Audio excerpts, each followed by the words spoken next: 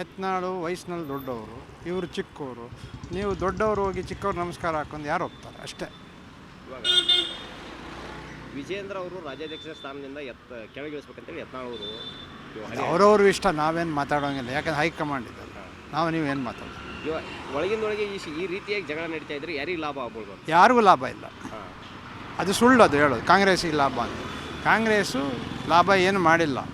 ಮಹಾರಾಷ್ಟ್ರದಲ್ಲಿ ಹೆಂಗೆ ಗೆದ್ದರು ಅದೇ ಥರ ಇಲ್ಲೂ ಗೆಲ್ತಾರೆ ಅಲ್ವಾ. ಯಾರಿಗೂ ಲಾಭ ಇಲ್ಲ, ಸುಮ್ಮನೆ ಹೇಳೋದು.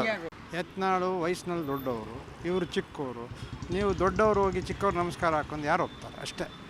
ಇವಾಗ ವಿಜೇಂದ್ರ ಅವರು ರಾಜ್ಯಾಧ್ಯಕ್ಷ ಸ್ಥಾನದಿಂದ ಕೆಳಗಿಳಿಸ್ಬೇಕಂತೇಳಿ ಯತ್ನಾಳ್ ಅವರು ಅವರವ್ರ ಇಷ್ಟ, ನಾವೇನು ಮಾತಾಡೋಂಗಿಲ್ಲ. ಯಾಕಂದ್ರೆ ಹೈಕಮಾಂಡ್ ಇದಲ್ಲ, ನೀವೇನು ಮಾತಾಡೋದು.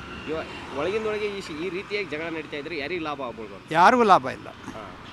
ಅದು ಸುಳ್ಳು ಅದು ಹೇಳೋದು, ಕಾಂಗ್ರೆಸ್ಸಿಗೆ ಲಾಭ ಅಂತ. ಕಾಂಗ್ರೆಸ್ಸು ಲಾಭ ಏನು ಮಾಡಿಲ್ಲ. ಮಹಾರಾಷ್ಟ್ರದಲ್ಲಿ ಹೆಂಗೆ ಗೆದ್ದರು ಅದೇ ಥರ ಇಲ್ಲೂ ಗೆಲ್ತಾರೆ ಅಲ್ವಾ. ಯಾರಿಗೂ ಲಾಭ ಇಲ್ಲ, ಸುಮ್ಮನೆ ಹೇಳೋದು.